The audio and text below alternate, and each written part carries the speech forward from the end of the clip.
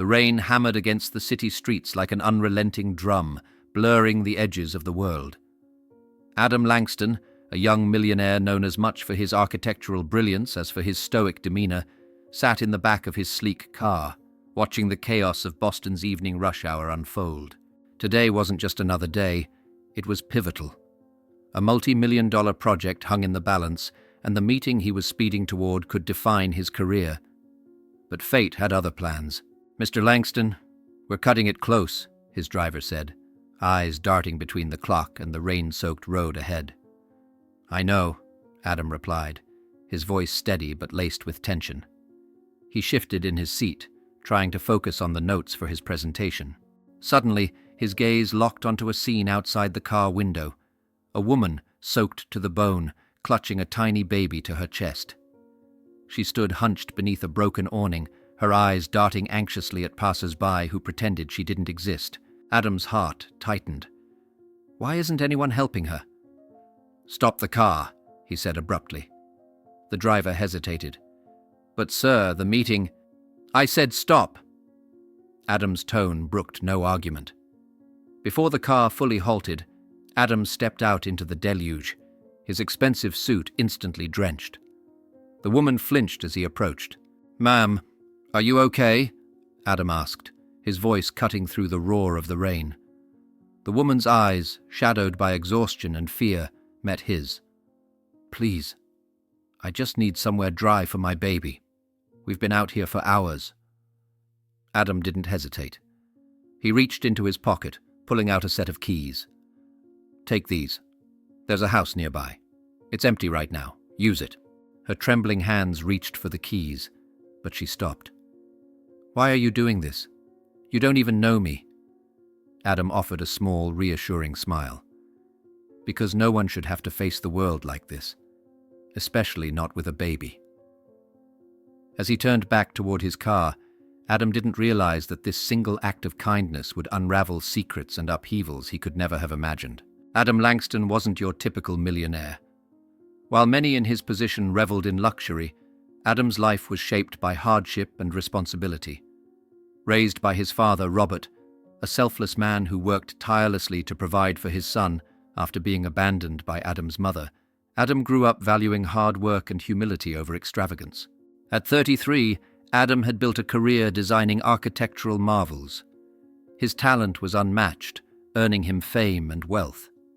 Yet, behind the public accolades was a man haunted by personal tragedy, the loss of his young wife in a car accident and the increasing health struggles of his beloved father. This evening's charitable architecture event was supposed to be a rare break from his relentless schedule. The gala shimmered with opulence, attracting the city's elite, but to Adam, it was just another facade.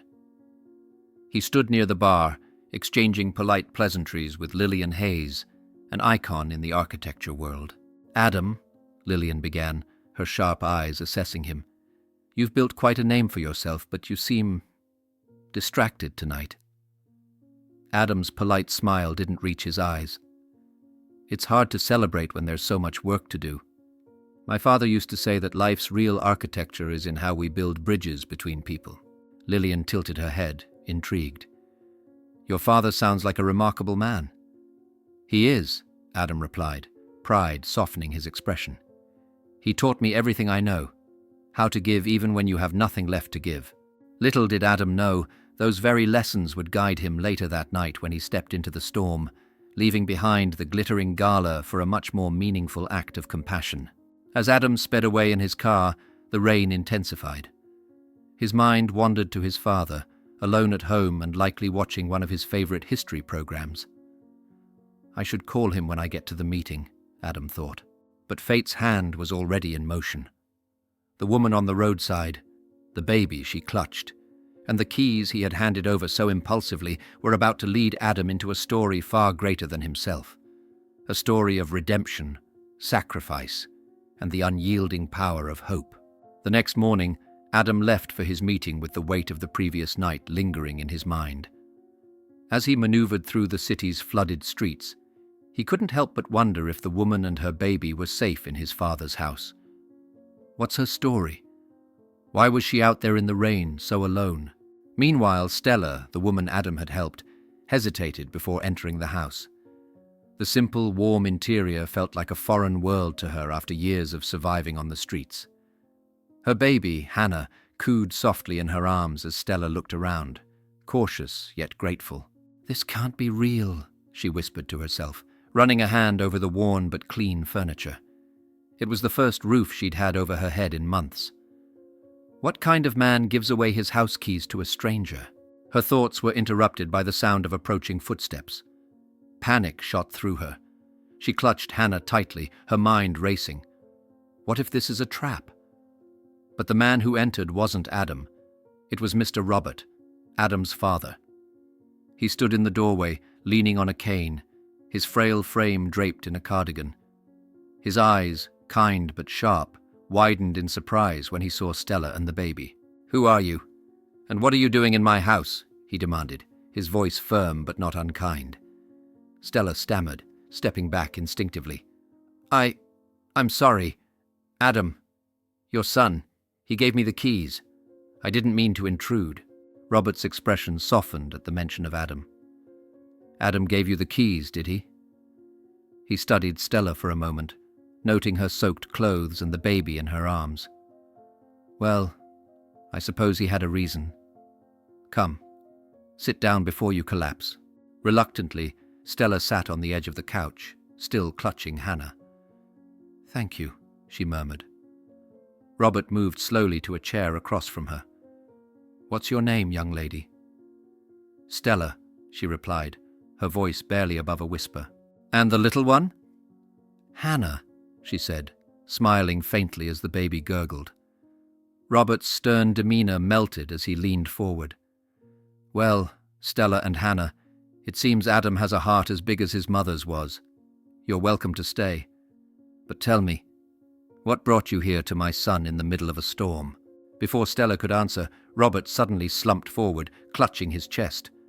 Stella leapt to her feet, her panic turning into action.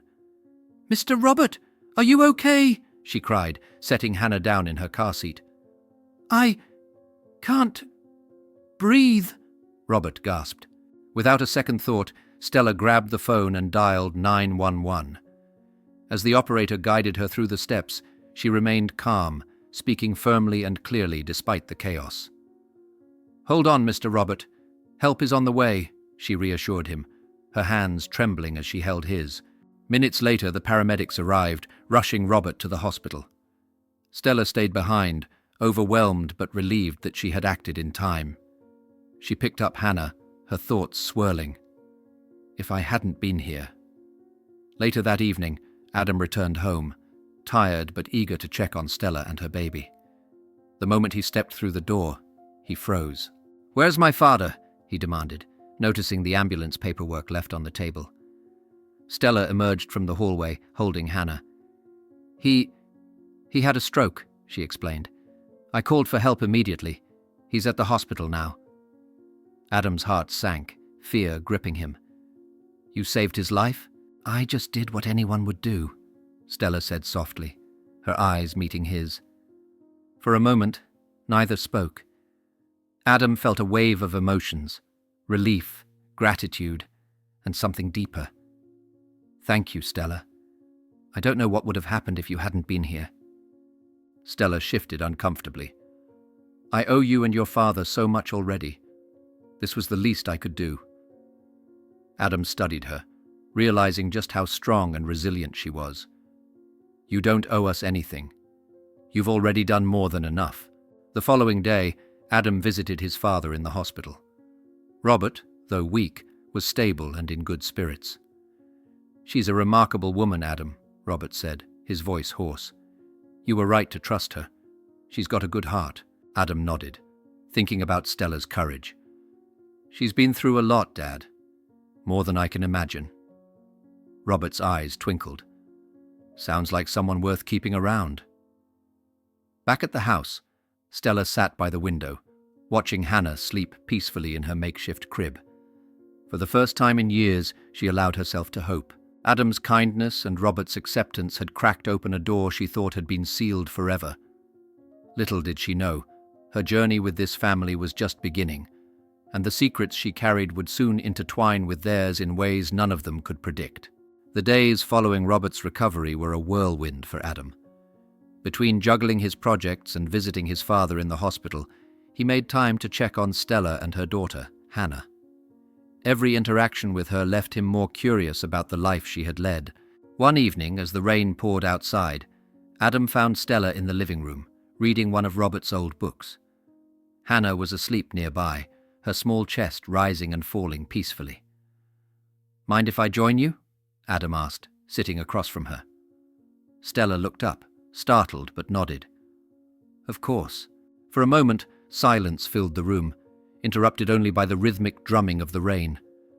Finally, Adam spoke. "Stella, I've been meaning to ask, what happened?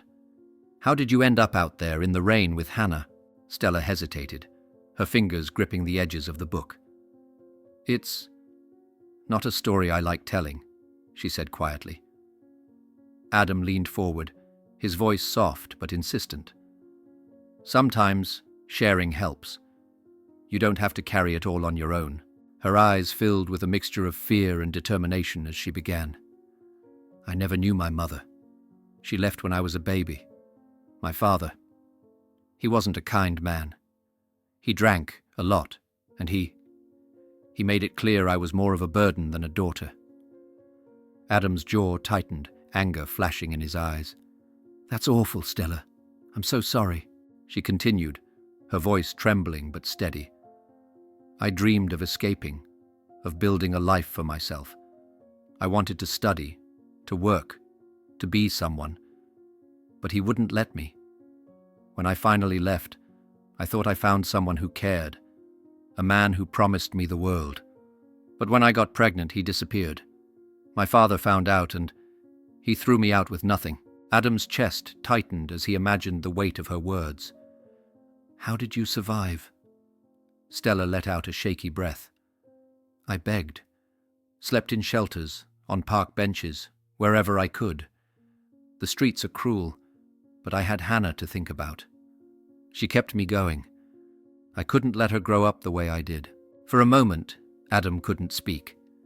The strength it must have taken to endure all of that, to protect her daughter against impossible odds, it was remarkable.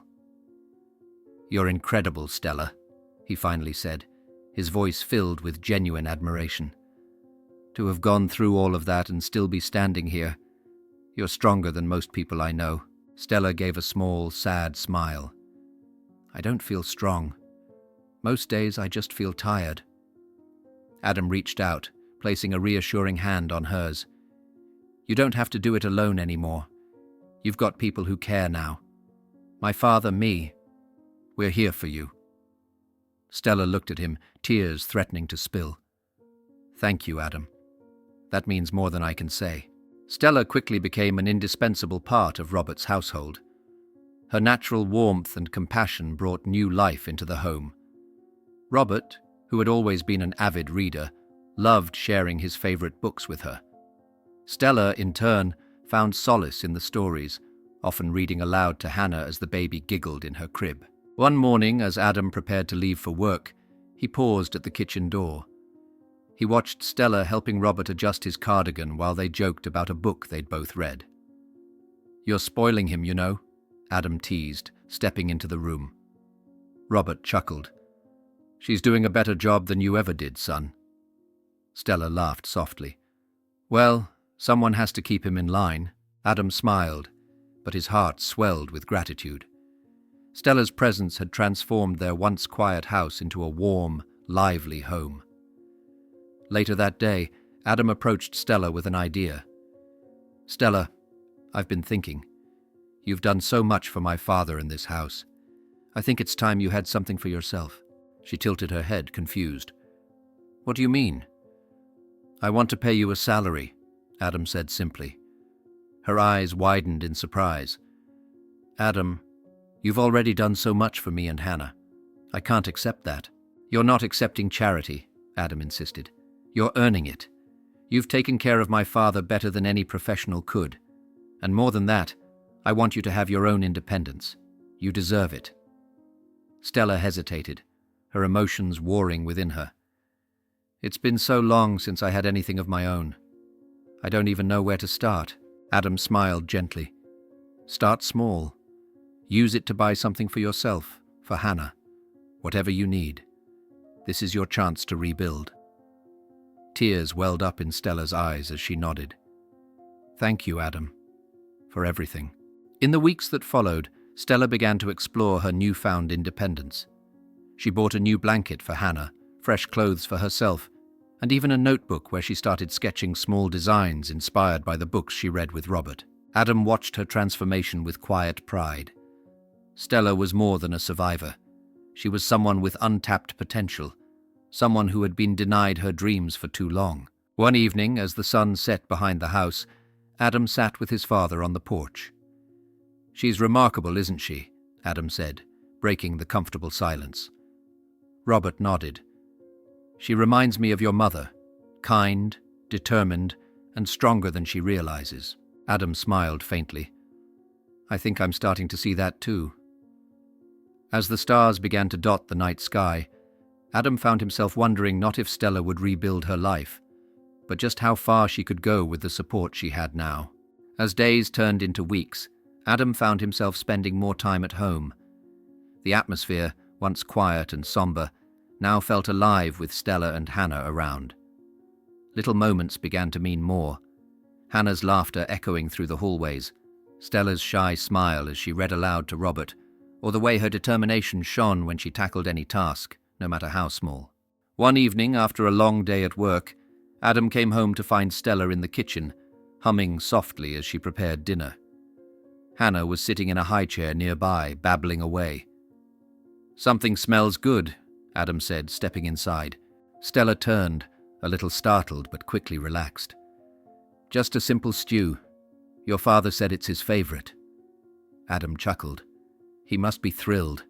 "You've turned this place into a real home." Stella paused, her expression softening. "I think we all needed that, didn't we?"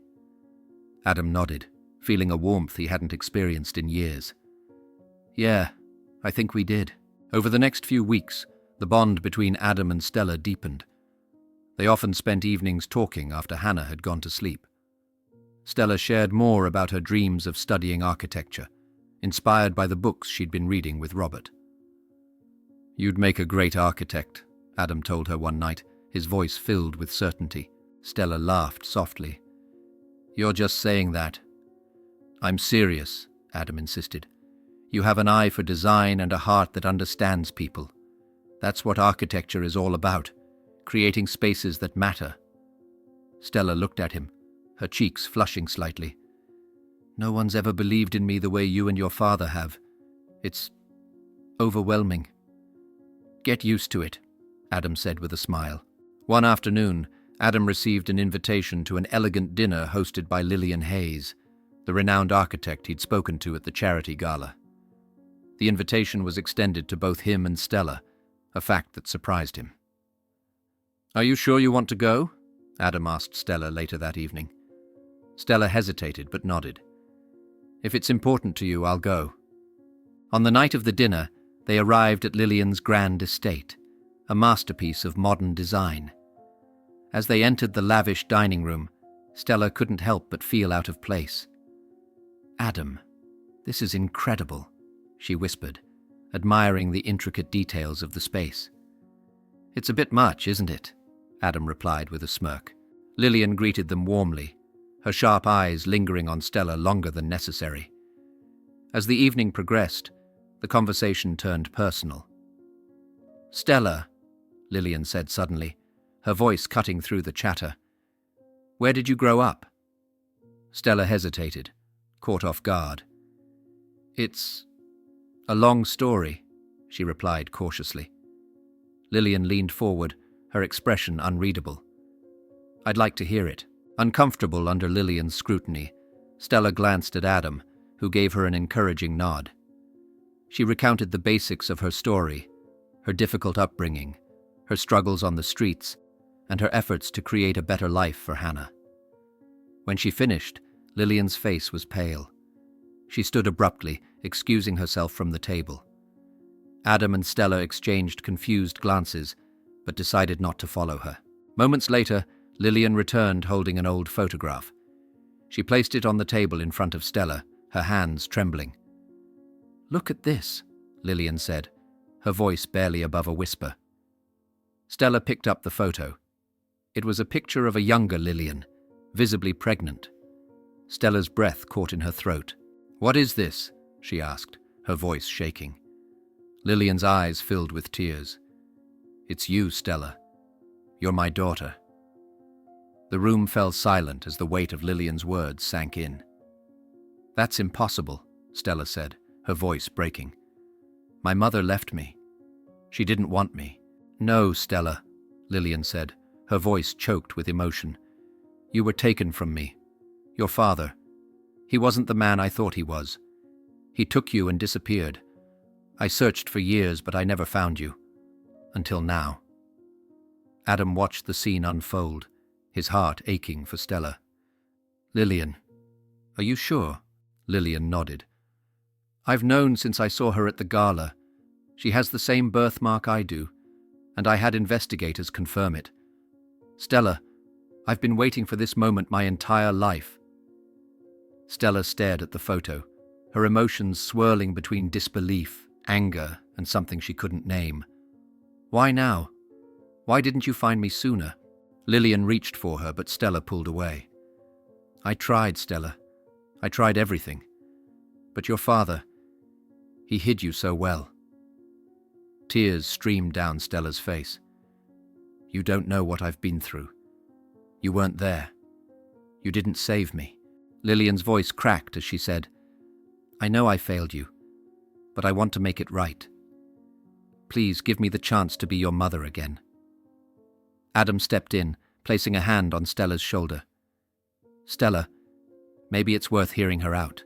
Stella turned to Adam, her eyes pleading. "What if she's lying? What if this is just another way for someone to hurt me?" Adam's voice was steady. "You've been through enough to trust your instincts. But if there's even a chance this is real, don't you owe it to yourself to find out?" Stella looked back at Lillian, her resolve softening just slightly. "I don't know if I can forgive you," she whispered. "You don't have to," Lillian said. "Just let me try to be there for you now." The tension in the room hung heavy, but for the first time in years, Stella felt a flicker of something she thought she'd lost forever: hope. The days following Lillian's revelation were filled with tension, uncertainty, and slow steps toward healing. Stella found herself torn between the life she had known, filled with hardship and resilience, and the new possibilities that Lillian's presence offered. Adam, always by her side, provided the quiet encouragement she needed to process her emotions. One afternoon, Lillian invited Stella and Hannah to her home. It was a chance for Stella to see a part of her mother's world, a life she had been robbed of. As they walked through the grand estate, Lillian shared memories of her younger days, her struggles as a young architect, and her relentless search for Stella. "Every night," Lillian admitted, her voice trembling, "I prayed that I'd find you. But as the years passed, I started to lose hope. Seeing you now, it's like a miracle." Stella listened, her heart heavy. "I don't know if I can ever fully forgive you," she said honestly.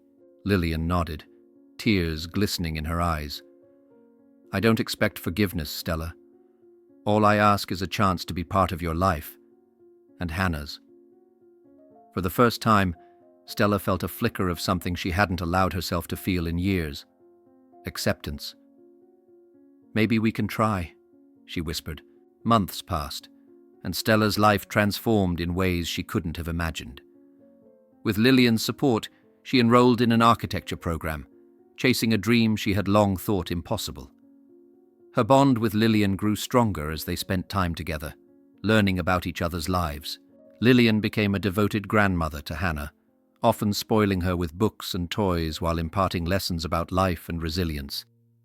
Adam, too, played an instrumental role in Stella's journey. His unwavering belief in her helped her build confidence, and their friendship deepened into something more. One evening, as they walked through the garden of Adam's home, He finally found the courage to share his feelings. "Stella," he began, taking her hand, "you've changed my life. You and Hannah have brought light back into this house, into my heart. I don't want to imagine a future without you." Tears welled in Stella's eyes as she whispered, "I feel the same, Adam. You've shown me what it means to have hope again."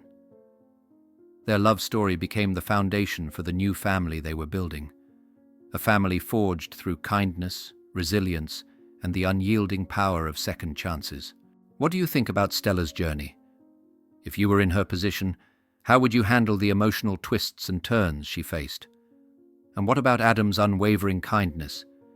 How would you rate his decision to trust a stranger in the rain? Let us know your thoughts in the comments below. Your feedback is invaluable in helping us create even better stories. If this story touched your heart, don't forget to like, share, and subscribe to our channel. Your support helps us continue bringing you incredible stories like this one.